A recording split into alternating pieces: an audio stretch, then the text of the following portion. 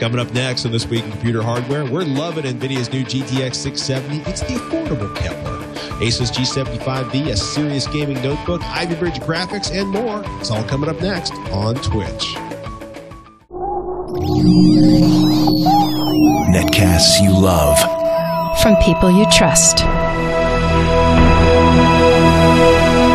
This is TWiT.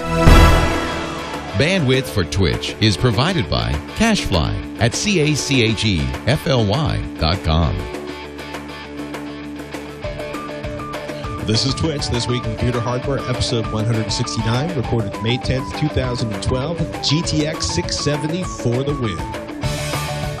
This episode of This Week in Computer Hardware is brought to you by Netflix. Watch thousands of TV episodes and movies on your PC, Mac, iPad, iPhone, or TV instantly. All streamed directly to you, saving you time, money, and hassle. For your free 30-day trial, go to netflix.com/twit. Welcome to Twitch, This Week in Computer Hardware. I'm Patrick Norton, joined as always by Mr. Ryan Shrout. How are you doing tonight, Ryan? I'm doing okay. I am.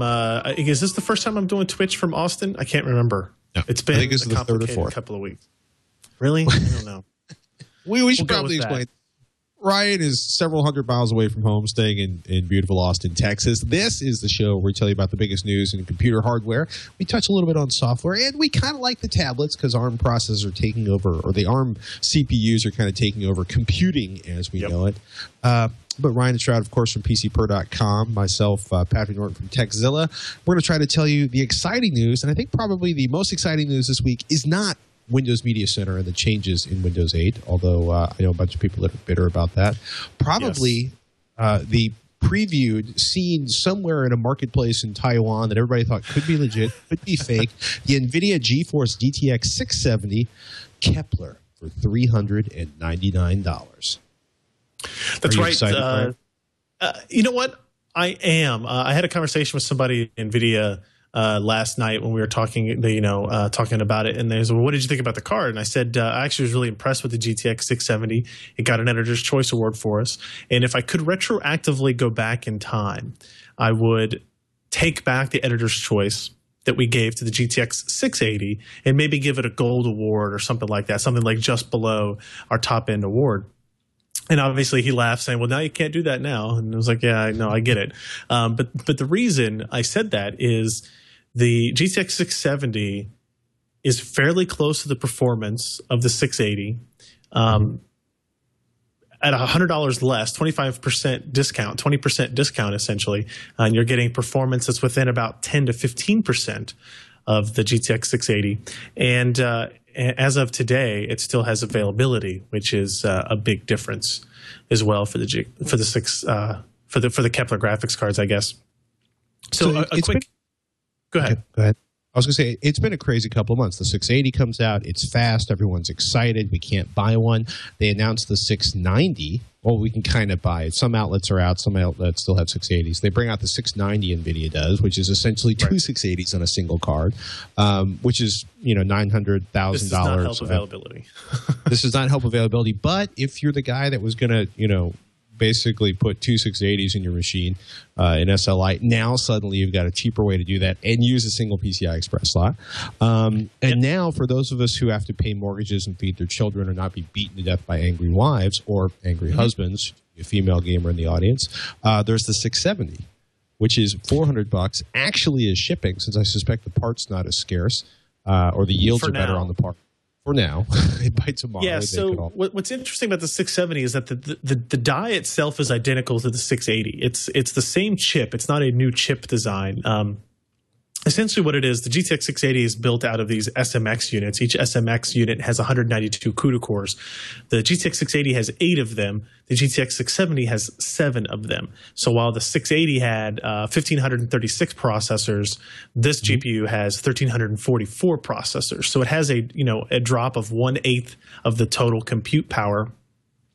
But what's interesting is that the memory subsystem is still the same. You're still looking at 256-bit memory bus. You're still looking at 2 gigs of memory. You're still looking at it running at 6 gigabits per second speed, so 6,000 megahertz, 6 gigahertz GDDR5 speeds. The clock speeds are a little bit lower, 915 megahertz base clock versus 1006 megahertz base clock. And then the boost clock is up to 980, which is kind of like, again, when we won't get into that whole discussion again, the whole idea of a typical clock rate while you're actually gaming. So what NVIDIA does is they use the 670 for all those dies that are coming, all those wafers that have poor yields for the GTX 680. They don't meet the requirements to hit the specifications of a GTX 680. They put them in a little pile, and then they decide, their products team says, well, okay, we look at all the statistics that we have of all these dies that don't make up a 680. What else can we make out of these? And they say, well, if we disable one of these SMX units on the chip and lower the clock speeds to these clock speeds, we'll get an additional X number of chips that we can use and sell at a discounted price. And that's what all these GPUs are, like the 7950 going against the 7970 on the AMD side. It's the same thing. It's the same chip.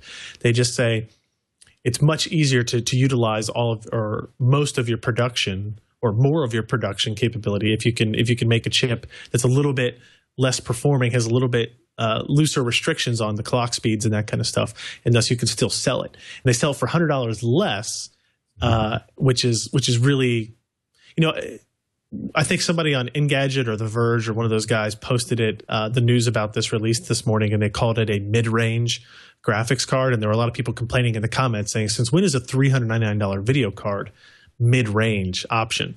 And I think that's absolutely true. $400 for a video card is not a mid-range option. Still, $200 to $250 would be my area for that. But it is much more in range than the original $549 Radeon HD 7970, right? So, what's actually maybe most interesting about this card is, in fact, that it actually competes very well against AMD's Radeon HD 7970.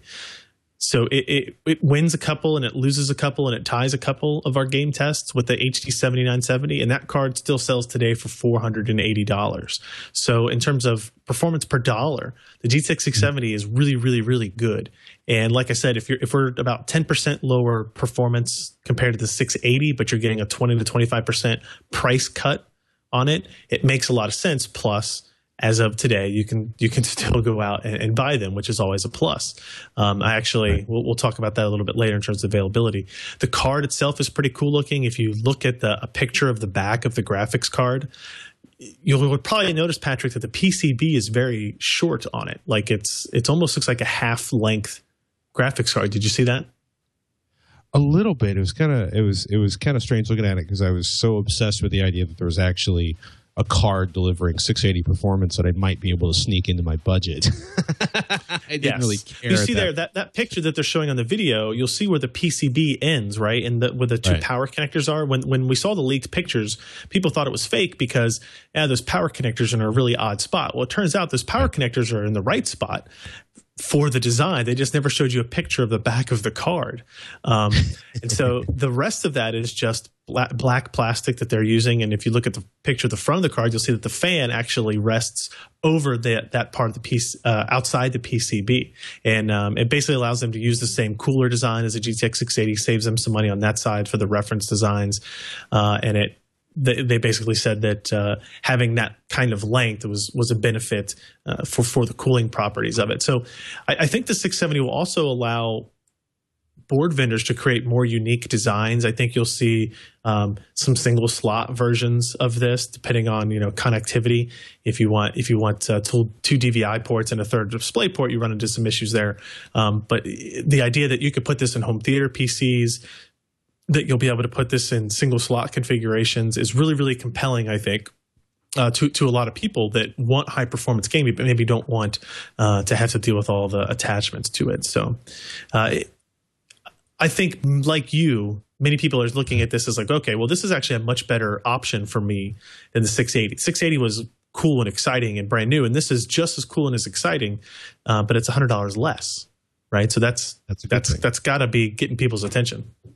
I'll still end up spending $150 less than this on a GPU, but for a brief moment, a shining moment, I can actually think that I could practically have a top of the line GPU You can even get to overclocked models. I think Newegg is selling overclocked models from like MSI that has a base clock of 965 megahertz, and it's $399. So it's, you can get cards that are slightly overclocked at the base cost, the MSRP for right now.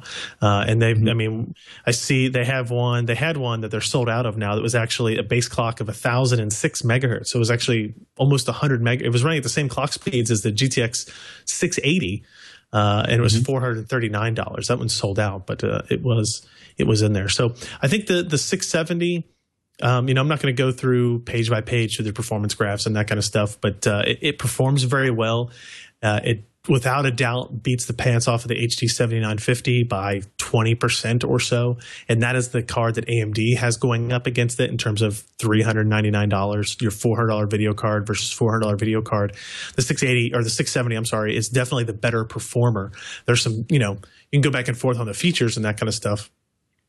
But it's a great card. It is. And I was able to overclock it 175 megahertz. So you know how we do the new offset version of overclocking. I was able to set the offset to 175 megahertz, pushing the boost clock from 980 megahertz to 1155 megahertz, and had no problems running all of our tests, 3D Mark and Battlefield and Metro, and we've got some benchmarks there to show you that. And when you get it up to those clock speeds, you're at the level of a GTX 680, if not a little bit faster, when you have a 670 overclock. You have less cores, but if you run them at higher frequencies, you can get a lot of added value out of this card, even though it's going to cost you $100 less. And like I said, as we record this, at the very least, they are still available for sale. So it's interesting is when you look at the next story in our lineup, which is how does the 670 compare to the 570? It's amazing kind of how much varies. Basically, GTX 570 right now is a $310 card, maybe $320 if you push it for a factory overclocked version.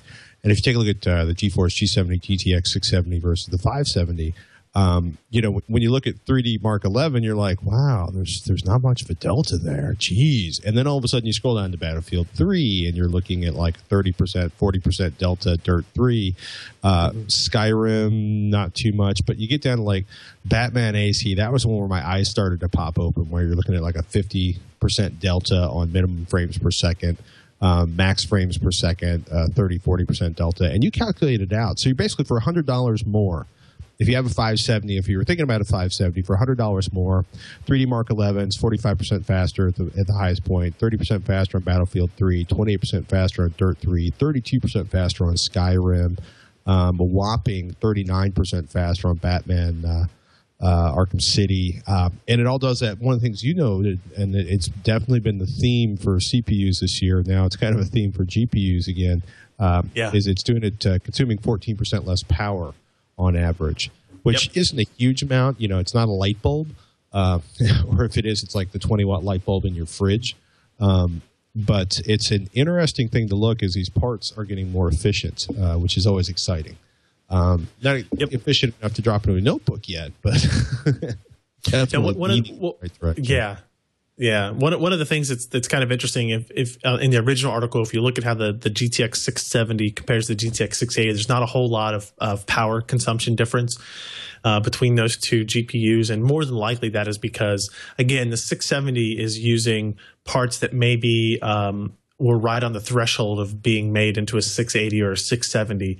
And maybe that's because they have a little bit more leakage, and so they were a little bit hotter. They couldn't meet the frequency, the boost clock frequencies that NVIDIA set, so they just simply disable an SMX and sell it. So it's going to run maybe a little bit higher wattage, but that may give you a little bit more flexibility in frequency and overclocking and that kind of stuff. So I think there's a lot to like about the 670, and I don't think people. I think maybe a lot of people who are waiting for 680s to come back in stock may see the 670 and go, you know what, that's actually good enough for me, and I could buy it, and I'll save $100, and I'll be able to have it today or tomorrow, and we'll probably make that move over.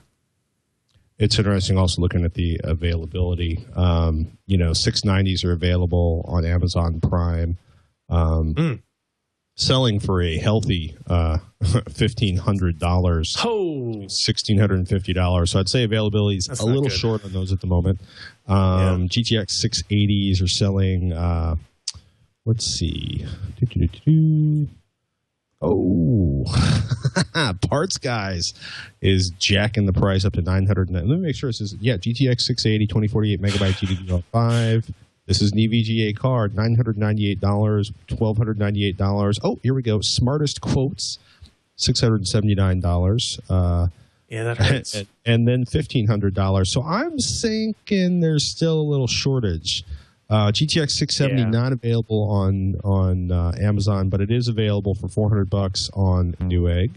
EVGA, Zotac, MSI, Galaxy. Actually, let me do a quick search of the GTX 680 while we're on Newegg. This may be a channel issue. I think there's 0. That would be 0. Out of stock, out of stock, out of stock, out of stock. Wow. That's the longest list of out of stock I've seen in a while. On the GTX 690? 0.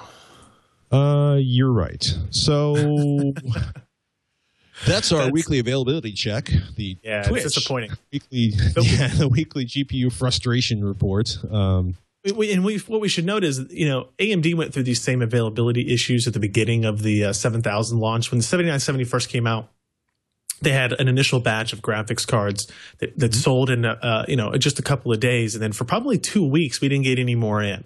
So we're past that 2-week threshold for NVIDIA. And now the 7970s, you don't have any problem finding those. 7950s, 7800s, 7700s, those are all widely available. And if you're comfortable with rebates, you can get a an Radeon HD 7970 for as low as $449, $469 with a $20 rebate. So they're even discounting them below the $479 kind of suggested price. It'll be interesting to see what AMD does again in response to the 670, because the 670 is as fast as the 7970, and it's $80 less. So as long as those are available, it's easily the better purchase. But if they sell out again, AMD may again become the only card available on the market. So that could be their sales plan for the foreseeable future is have stock. You may not want one, but we're the only ones in stock. Ha ha ha ha ha. On a more cheerful note, you have a giveaway, a Netgear. Is it the R6300? Yeah, so the router's not actually out yet. It's one of the brand new upcoming 802.11 AC routers, which is the gigabit wireless, 5 gigahertz dual band spectrum type stuff. Broadcom, who's making the controller inside the router from Netgear, came to us and just said, "Hey, we've got a few of these we want to give away. All we want to do is we want to poll your users for a little bit of information." And so the only question you have to answer is where is it here? It is what is the most important factor for you when choosing a router or a wireless technology? Is it throughput, range, max number of devices, reliable connectivity, or energy efficiency? Now, of those, which would you have chosen? I just care about speed, but efficiency is good also. It's kind of interesting because I've been noticing, I've been rewiring the closet, which literally I have all of my network gear stuffed into a closet at the new house, and I'm actually moving all the home theater gear in there. And literally, it's in full rat's nest mode. It was I got to set everything up so I can do work tonight. And then and it was like, oh, I got to hook up the Apple TV for the wife, and then suddenly the home theater's hooked up, and now it's 8-9 months later, and I'm like, wow. I can't put any hats in the shelf in the front closet because there's this giant pile of gear in there. So it's interesting. Not to completely redirect the conversation, but do you find the whole sort of stylish design to be on display in the living room, vertical routers like this, a little, I don't know, space inefficient, or do they seem to be more functional for you? I don't know if they're space inefficient. It depends. That one looks like it's kind of fixed in that position. I actually just set up a new Asus dual band, the N66U router, which is like their top of the line router. It has a cool nickname called the Dark Knight, and anytime you can get a router that's called the Dark Knight, I think that's pretty awesome. But it has the ability to both lay flat and stand up, but it is very aesthetically, they spent time on the design, you can tell. And I think it looks cool because, at least in the apartment here, underneath the TV, we have a shelf that has a Sonos. It has the DVR box, and it has the router, right, and the cable modem, like all kind of right there. So it does kind of all have to sit out there and look and be looked at. So I do kind of appreciate that it's nice looking, but let's put it this way: it's never been top of my priority list for a router.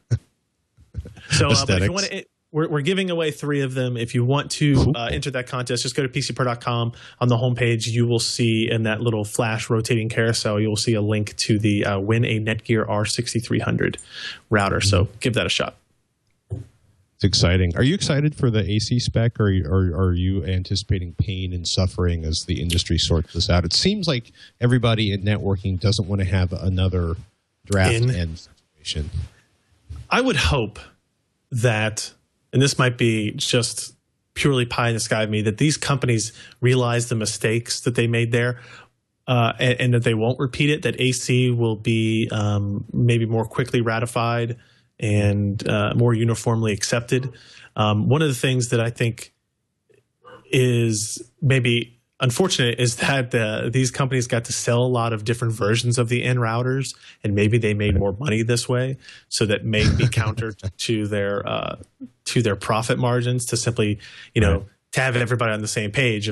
Obviously, everybody wants their own version of it to be the best version, so that you have to buy, a Netgear USB adapter for your laptop or your PC in order to take advantage of the full speed of the router that you bought as well. But I don't think it'll be as bad.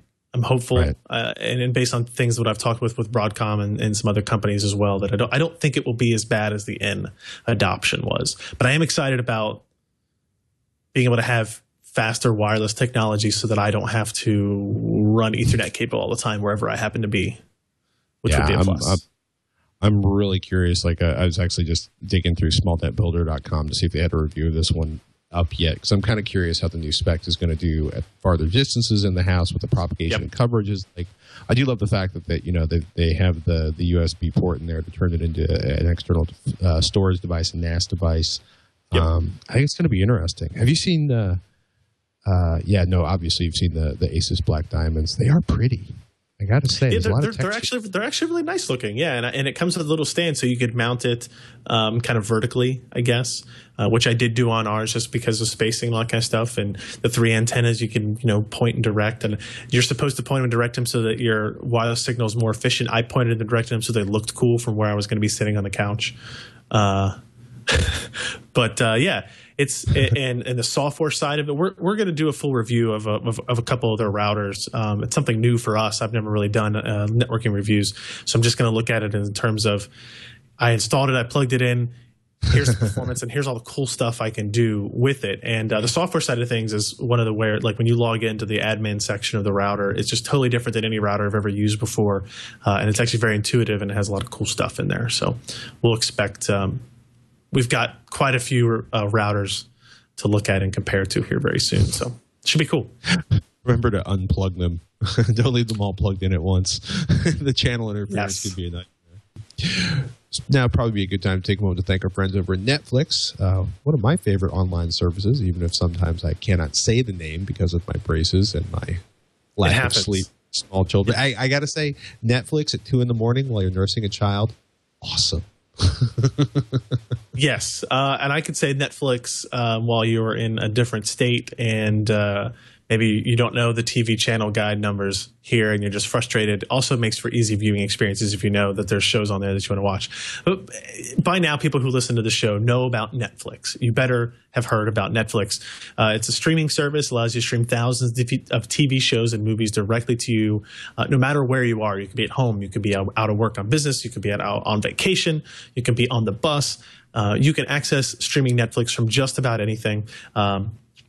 You can watch it on your iPad, on your iPhone, on your Android phone. You can watch it if you want to watch it at home on your TV for your best TV viewing experience. If you have a game console, you can do that. Xbox, PlayStation, Nintendo, all of those modern game consoles have support for the Netflix streaming application. Also, you can get like an Apple TV, a Roku box. you'd be very surprised. You'll probably find that a lot of TVs and DVD players and Blu-ray players that you may already own actually support the Netflix streaming application. So it's worth looking up through your manuals, maybe just going online to the website of your manufacturer and look up your model and check if it has support for that. You just go into the menus and set this up, and you'll be able to stream thousands of TV shows and movies, not at the same time, but one at a time, directly to you wherever you're at. And there's no limits to the amount of shows you can watch. There's no limits to the number of times you can watch shows or movies. You can watch the same movie over and over again, which is great for toddlers. They love to do that. Or if you just really love a flick or you want to share it with other people when they come over to visit and stuff like that, you don't have to worry about any of those types of issues. Another cool thing, you can start watching one place, finish watching in another place. It's kind of like this DVR type capability that switches between devices. So if I was watching it on my phone on the way home from work, and then I get home and I'm sitting down on the laptop while my wife watches Dancing with the Stars or some crap, I can finish whatever I was watching on Netflix and on my laptop, and it picks up exactly where we left off. So we want you to try out Netflix. You can try it completely free for 30 days. All you have to do is use our code and go to netflix.com/twit. You don't have to use a code. I apologize. Just use that URL, netflix.com/twit, TWiT. You can try Netflix completely free for 30 days. You can cancel at any time if you feel that you don't like the service. But as Patrick and I tell you, almost on a weekly basis, that will almost assuredly not be the case. Netflix.com/twit is the URL for that. We thank Netflix for their support of This Week in Computer Hardware. Woohoo! So I'm kind of excited. We'll talk about the OCZ update for the Vertex 4 in a second because the SSD firmware update is pretty awesome. But do you want to talk about the new Ivybridge gaming PC from Asus, the G75? Yeah, this was a review that Matt Smith posted at PC Perspective of the Asus G75V is part of, I think it's part of the Republic of Gamers line of laptops. Maybe it's not, but it's definitely a gaming. The G stands for gaming in this case. And we get emails in all the time on Twitch, on Twitter and all this kind of stuff asking about gaming laptops. Mm-hmm. And the G75V is a really, really good machine for that. And I know a lot of people were waiting for Ivybridge to come out before they really kind of made that investment in a new laptop.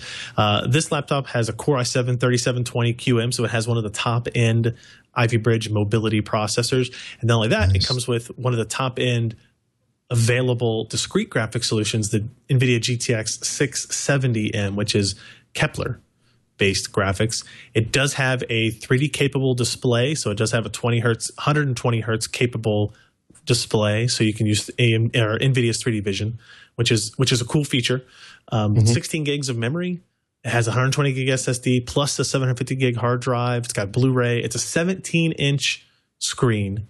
It's 1080p, and it has a matte finish, which I think is very welcome. For gamers, I wish that was an option on more and more laptops. It seems to be kind of going away. But obviously, sorry. I was going to say it obviously has all the connectivity you could want. It has 4 USB 3.0 ports. It has VGA, HDMI, and DisplayPort outputs. So it's got tons of stuff in like this little 10-pound package. Yeah, I was going to say the two things. One, it's interesting to watch as I'm seeing most of the lineup for the sort of second half of 2012 from the major notebook vendors is that there's very little shiny black this year. Because traditionally, I can remember asking a couple of people who were literally in charge of the marketing for these, I'm like, why do you keep doing shiny black notebooks that are just finger magnets? And they're like, well, yeah, we do when we do when we go into focus groups, the shiny black tests really well, so they let us do shiny black. And this year, it's been interesting to watch all of these different sort of colors and a lot of textures. And that's one of the things that's been mentioned in like 4 different briefings I've been through. It's like, expressing your individuality through your choice of notebook. And the second thing has been like, there's textures and colors, and look how that's different. And it's really interesting to actually see notebook vendors. I'm a little scared that they're going to be having to stock like 9 different SKUs in the channel. But yes, bringing it back to the G75, and notice 2 things. 9.47 pounds, which is brutally heavy. It is. as a desktop replacement, a semi-portable, a desktop replacement that you don't actually travel with much, because it seems like this is cooler. The performance is great, but it's a 17-inch machine, 9.5 pounds. That's with big. the power supply or without. It's big. I agree. That's lunch tray size. I would say probably without. I don't know. He does measurements with both. I'm not 100% sure which one that was. But I mean, it's a big machine. It's no Ultrabook, right? Make sure you understand that it's a gaming laptop. It is not a portable laptop that can also do some gaming. I mean, it's using the G70 or the 670M graphics, which is, I think, their highest end available Kepler graphics card as well. So, and plus it has 3D capability, which is unique. It's got a pretty good audio system. I think it looks really cool. I mean, it's big. It's kind of got these sleek lines. Kind of looks like reminds you of maybe Lamborghini or Stealth Fighter type design on it. Battery life is not great, but performance was awesome. Right? I thought it was.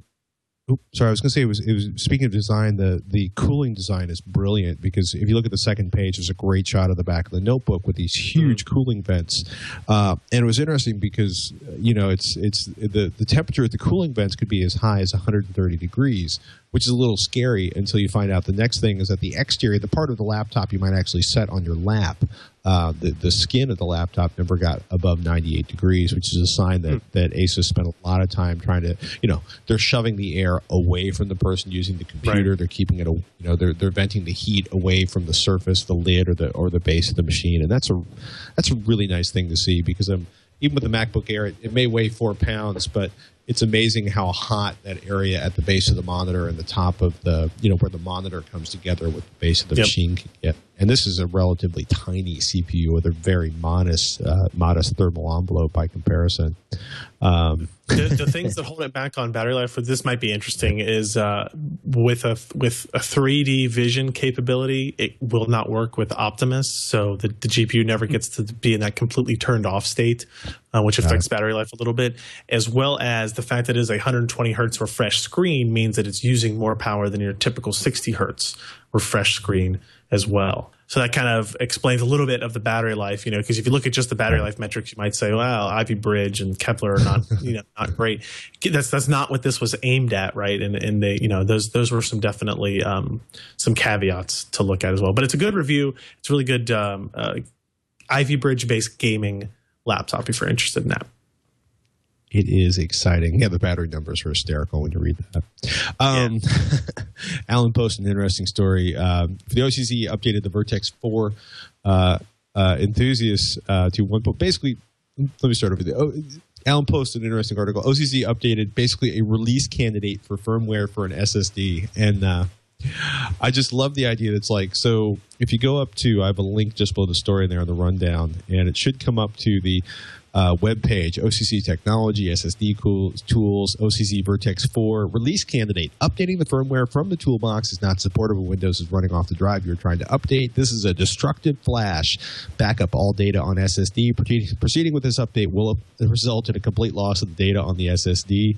But I really love the idea that quote, this firmware update is meant for enthusiasts who like to tinker with their hardware. That said, if you do tinker with your hardware, you'll get a modest, like another 15 megabytes per second in read speeds, and some ridiculous improvements in the write speeds on the 128 and 256 gigabyte drives, going from like 200 megabytes per second to 420 megabytes per second, from 380 megabytes per second to 465 megabytes per second. That is an extraordinary increase. But I just love the idea that I think it's fun that OCZ is releasing an RC for hard drive firmware, and also a little like, don't put this on the production machine until somebody else tests it. It's kind of on one hand, you want companies like this to kind of push performance. You want companies like this to not kind of sit back and just let the status quo go. On the other hand, that's pretty. I mean, they're being very upfront about it, but it's a pretty. Right. If this is your primary drive, that's a pain in the ass to deal with, right? If you know you're going to have to format your machine when you update the thing to update the flash. And when we had our podcast last night, Alan mentioned that he was not, the question came up of, do you pick the Vertex 4 or do you pick something like the Samsung 830? And he said, for almost everybody out there, he would suggest the Samsung 830 that has good performance, only because the Vertex 4 is still in flux, right? And if they change something else, they realize there's some other issue that crops up, or maybe they do have more performance they can get out of it, and they want you to do another destructive update. Is that something that end users really want to go through? It's not like installing new drivers for your graphics card. It's not like updating the firmware on your motherboard, right? It's a very different thing when you're talking about taking somebody's storage and forcing them to back everything up, reinstall everything, because it's just it's not fun. A pain. It's never been fun. Well, Alan also points out in the comments on the article is that most updates like this are non-destructive, but he's not sure, I quote, either because of its pre-release nature or due to fundamental changes or differences in the way it manages the flash. When such changes are made, the SSD must start from a clean slate, as the new data structure would be incompatible with the old methods that had written them, which is really kind of, it's interesting. The upside is most SSD firmware updates are not going to require you to back up all of your data or image your drive and then re-image it. But yeah, Samsung 830 is looking pretty good. It's amazing, though, the write speed increases on that. That's just an incredible chunk of performance. You want to dive into the media center? Oh, go yeah. No. Actually, let's do that because we run a little long. Graphics card releases tends to do that, right? So this is a story that I think you guys have had a lot of attention on as well. Is the whole media center may not come in the consumer version of Windows 8. It will not come in the consumer version of Windows 8. So one of my two partners on Techzilla, my primary partner on HD Nation, Robert Heron, is the Windows home theater, the Windows Media Center home theater man. The amazing home theater PC rig I've ever seen. Just, Ceton tuner. He has his entire Blu-ray and DVD collection set up. It's his DVR. It's an incredible setup. So he's been waiting with bated breath to see what was going to happen with Windows Media Center and Windows 8. So the short answer is, if you don't have the Pro version of Windows 8, you're not going to have access to Media Center. And if you do, you're basically going to have to download basically add the features. Pardon me, I've got all of these giant pop-up ads popping up in front of me. Stop it. What are you doing, Ryan? What are you doing to make money on this website? Not me. So basically, if you have a regular home version of Windows 8, you're going to have to upgrade to the Pro version. Then you're going to have to get the Media Center pack, which is going to cost you money. Now, the reasoning for this is that there's a whole lot of codec support which costs money that Microsoft doesn't want to pay anymore, because most people don't spend much time in Windows Media Center. At least that's the rough version of it that comes out. There's a good quote at the end of the, I want to say the tested article. Rick Broida of PC World has been a bit more straightforward in stating his opinion of Microsoft's decision in saying, "I'm hopping mad." It's really frustrating that you're going to have to basically upgrade your version of Windows, because most people aren't going to get Windows Pro, and then turn around and have to deal with, because there's Windows Media Center, there's not going to be native DVD support in it. There's not going to be Blu-ray support built into it. You're going to have to pay additional to integrate those features into Windows Media Center in Windows 8. Now, Windows 7, you have DVD playback. You're paying for additional for Blu-ray, but it's really frustrating if you were thinking about moving to Windows 8 because you're like, oh, it's going to be cool to have the new interface on the television. The general consensus by, Rick Broida, Robert Heron, and pretty much everybody else out there that's a serious Windows home theater enthusiast is stick with Windows 7 for as long as possible. It's just frustrating, because you're basically paying Windows 7 Ultimate money to get Windows 8 Pro, which is just, I think, irritating is a good way of putting it.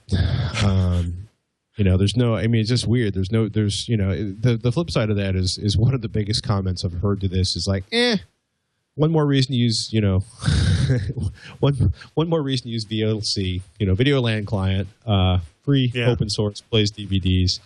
But it's it's just really frustrating. You're going to need the Pro version of the OS. You're going to have to purchase it separately within Windows. And, for people who have a lot invested in the configuration of their Windows Home Theater, you're probably going to want to stay with Windows 7. So, or DLC. Sorry, I get all sad there, but it makes me sad because I like Media Center. I think a lot of people bought it too. Certainly in this audience. Twitch, TWICH at twit.tv is the email. We'd love to get your emails. We'd love to answer your questions. We got an email from Tim, who's looking for a GPU to go with his new Ivybridge system. He says, hello, Ryan and Patrick. I really enjoy your show, and it definitely helps with my knowledge. Thanks. Helps with mine, too. I'm considering a new build to replace my current aging system. The main use for my computer is Lightroom 4, Photoshop CS5, and Premiere Elements 10 for video editing. I rarely, if ever, use the PC for gaming. I'm planning on building a computer based on Ivybridge, Core i7-3770K, with the following main components: an Asus P8X77V Pro, 16 or 32 gigabytes of RAM, likely Corsair. Not sure if RAM speed matters with this much. No, it doesn't. Corsair 850-watt power supply, OCZ Vertex 3, 240 gigabytes for OS and other programs. You may or may not want to go with a Samsung 830 based on our earlier conversation, but the Vertex 3 is not as exciting in its changes as the Vertex 4. He says, I also have several other SSD drives for storage of current year's photos, videos, Windows Home Server 2011 for prior year storage and backup, video card, giant cluster of question marks. The video card is something that has plagued me for most of my builds. As I don't use the PC for gaming, I don't think I need a high-powered video card. Sadly, it is difficult, if not impossible, to find recommendations for a video card for Lightroom, Photoshop, Premiere Elements. I guess the question is, do I need the video card with Ivybridge? What are your recommendations if I do need one?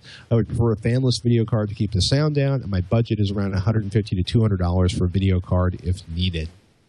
It's really frustrating when you're looking at the classic Adobe Creative Suite stuff, because I remember back in the day finding out that different algorithms were used to process the same exact effect on a particular image depending on the size of the image. Once it got above like a certain number of megabytes, they would change the algorithm. I don't think that it works quite the same way anymore, but it is. I don't think I have yet to see anyone do a really good job of benchmarking graphics cards against Adobe's Creative Suite, whether it's Photoshop, Premiere Elements, or Lightroom 4. Maybe I haven't been looking in the right places, but I don't even know if those versions, like Premiere Elements, really even takes advantage of GPU processing to a great degree.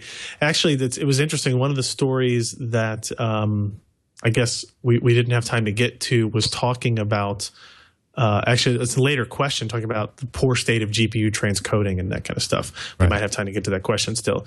And it never came to fruition. It's still not where we think it should be in terms of the performance that you get there. I'm on the edge of actually telling him to, just try using your system with just the Ivybridge graphics. You can always add a GPU later. If you're not doing any gaming, there are some tools in Photoshop, there are some tools in Premiere that take advantage of GPUs that will not be utilized if you're using the integrated Ivybridge graphics. OpenCL support is integrated into Photoshop CS6 and I think Premiere CS6. Now, if you're going to upgrade to those, in which case, the better GPU you can afford, the better. Or the better performance you'll get, I guess. But I would tell him there's no need to you don't need to get a GPU to start the build, I guess. Right. So use it just with the integrated graphics, because you can even have multiple monitors on your Ivybridge solution if your motherboard supports it, right? If it has enough outputs. I think actually technically Ivybridge can support 3 displays at the same time. I would give that a shot. I think you will see some performance improvements with a discrete GPU in like the $200 range. Something like a 7850 would be really good for that. But if you don't need it, save the money. Right. It's interesting because if you look at the tested video cards list for Adobe, It's basically they're just testing compatibility on CS5 and not making any recommendations for performance. There's certainly some stuff with CUDA-Core performance.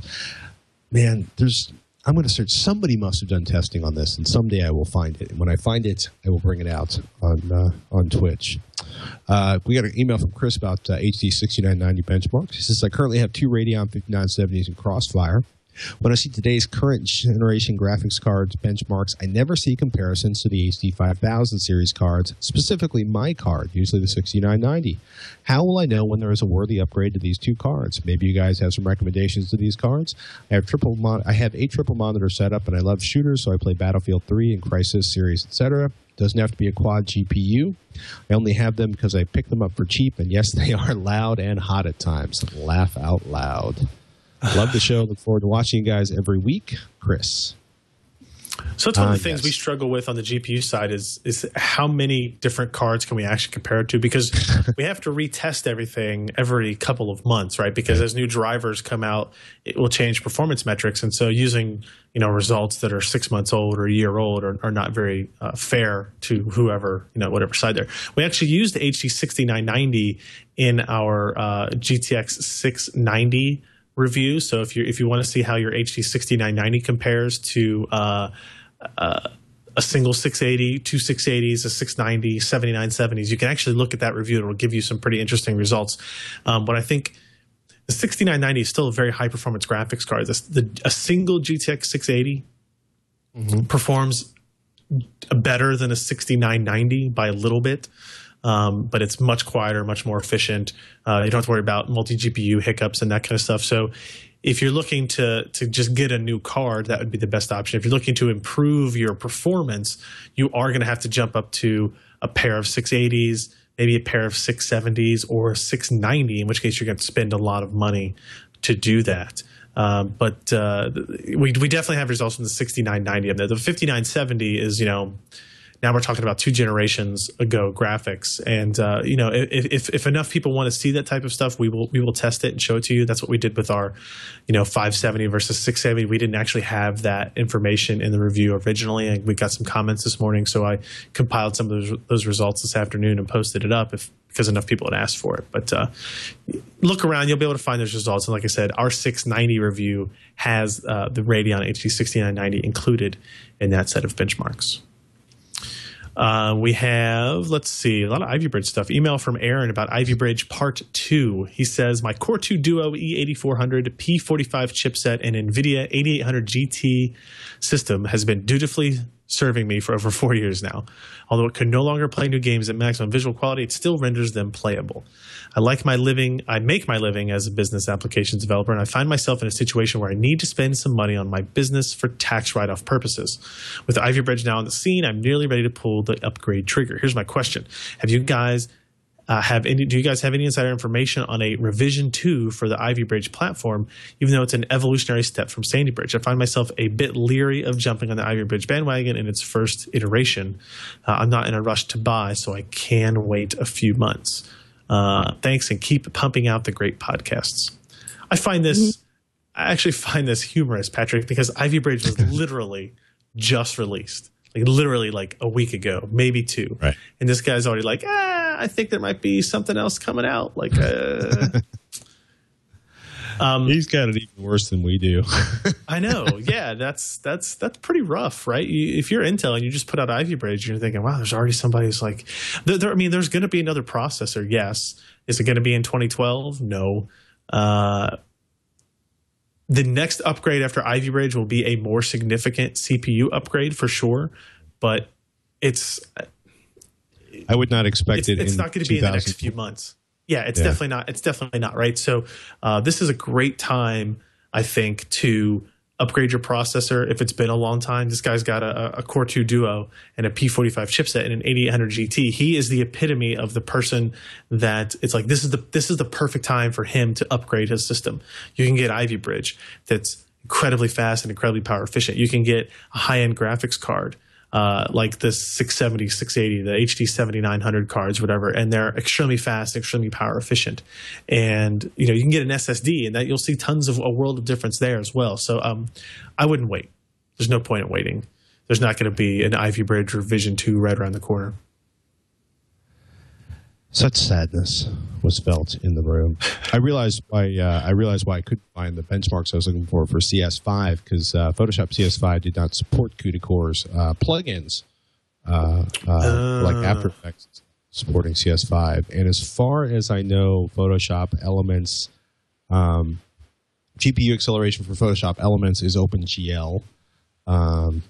So I don't know how that's going to compare. Yeah, GPU OpenGL support, Photoshop CS4, CS5. So if your GPU supports OpenGL, has at least 256 megabytes of RAM, and has a display driver that supports OpenGL 2.0 and shader model 3.0, which the GPU uses to perform rendering effects, Photoshop turns on the enable OpenGL drawing preferences in Mac OS, Windows Vista, Windows 7, and then starts doing GPU acceleration for Photoshop. Elements, I don't think has that support, and Premiere is even stranger in the way it handles that. Yes, I know that from personal experience. Yeah. My personal favorite, like Windows XP 64-bit, do not run CS. Photoshop CS5, Photoshop CS4 can work on 64-bit Windows XP, but Adobe does not support it. It's kind of interesting as you start really digging through. The Adobe web pages, you find all sorts of strange stuff. Should we sneak in one more question? If you let's do, yeah, we can sneak in one more. I think. Want to talk about temperature updates or monitor upgrade or the poor state of GPU transcoding? Let's do the monitor upgrade. Let's do that one. That's a good one.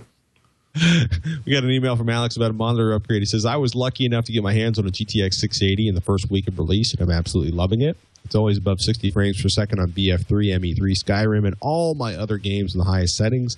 All this wonderful graphics fidelity has made me greedy. Since my 22-inch 1920 by 1080 monitor can't make this card break a sweat, I'd love to know what you both think my best option is for upgrading it. Should I go the 3-monitor route Nvidia is pushing, or would I enjoy a 27 or 30-inch 2560 by 1600 better? Are the 3D options worth looking into? Are those the same silly gimmick the rest of the 3D market seems to be in? I'm going to venture out on a limb here and say skip 3D. I know a lot of people who are into flight sims that love the triple monitors, and most of the people I know who are into first-person shooters really like the 27 or 30-inch 2560 by 1600 monitors. Hopefully, when I get later on this month, I will be picking up the legendary Cat's Paw 4000, which is my new nickname for the eBay models, the $300 eBay 27-inch 2560 by 1600 monitor we were talking about last week, which I'm looking forward to getting one of those in because I can't believe it's as good as people think it is for the money. I mean, do you have any love for 3D gaming at this point, Ryan? I do. I think it's really cool. But everybody has a different take on it, right? Everybody's opinion is a little bit different. And so I hesitate. The issue, I think you need to try it before you buy it. And it's really hard to do. If you happen to have a friend by you that has it, if you're near a Fry's or a Micro Center or a Best Buy that maybe has a 3D Vision setup there that you can actually sit down and play for 20 minutes or something like that. I think you need to do that before you spend the money on it. For the 680 article, we just redid 3D Vision and 3D Vision surround testing. I think it was a GTX 690 article, actually. And I played Battlefield 3 and Deus Ex and Dirt 3 and a bunch of games in 3D Vision again. And I was like, you know what? I remember this is actually really cool. Now with the surround, it's really neat. And I would have no problem recommending that, but you're going to have to invest a lot of money in displays for that. The single display 3D, my only problem with that is you're limited to 1080p. So he's already got a 1080p screen. So even if he goes up to like one of the new Asus 27-inch 1080p screens, he's going to be pushing the GPU a lot more because it has to render double the frames in order to get the 3D image to work right. But the resolution is not really going to increase more. So, I have access to all this hardware. And so my decision is kind of similar to his, but I have the benefit of not having to pay for it. But I still have to decide, do I want to do a single 1080p 3D display or a single 2560 by 1600 display or one of those Cat Leap 2560 by 1440 cards, I would say I would lean towards the single larger, higher resolution display at this point. 3D is still, I still think 3D is worthwhile, but you need to try it before you invest the money in it, or at least buy everything from a place that you are comfortable being able to return it if you just don't like it.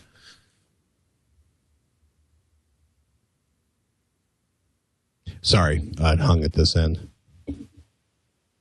Nope. So yeah, I don't think I tend to go with a single larger display, and I'm guessing that's what Patrick would suggest as well. He would kind of, just knowing him as I do, I would say that's probably where he'll lean.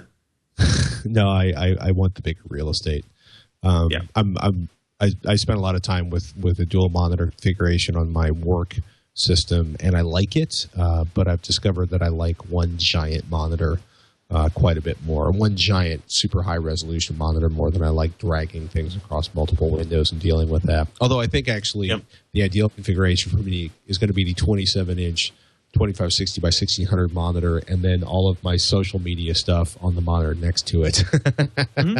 So just clutter the glory that is my gigantic 27-inch monitor. So agree.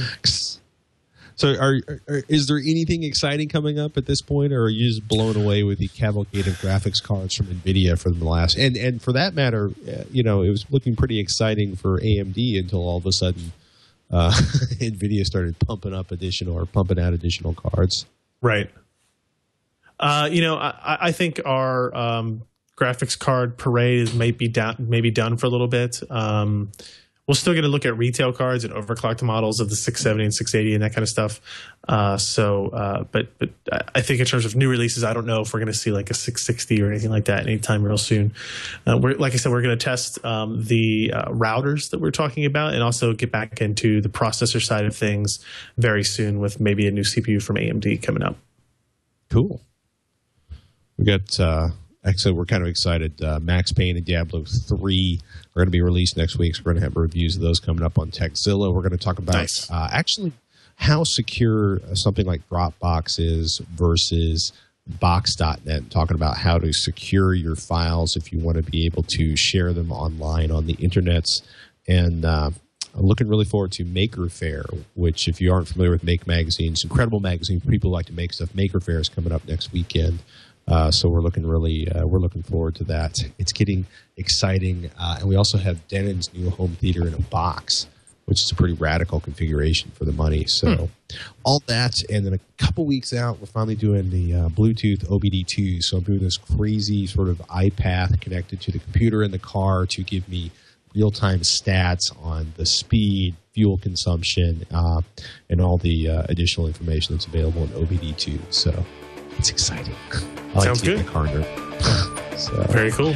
That's it for this edition of Twitch, This Week in Computer Hardware. I'm Patrick Norton. And I'm Ryan Shrout. We'll see you next week.